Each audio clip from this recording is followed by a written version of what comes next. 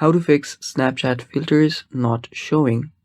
Hello guys, this is Atticus and welcome to another video.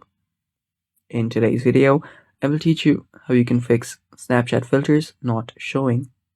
So before we begin, if you're new to our channel, head down below and hit the subscribe button so you don't miss out on our future videos.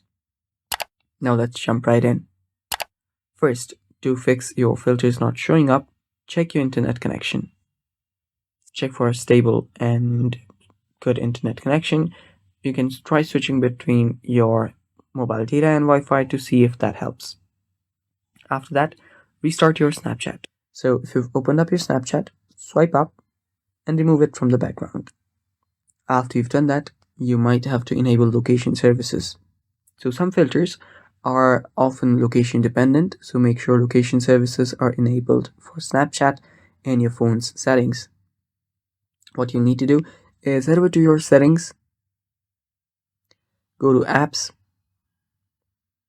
tap on see all apps, search for Snapchat, locate your Snapchat and open it up. From here, head over to permissions, and there you'll find the location option.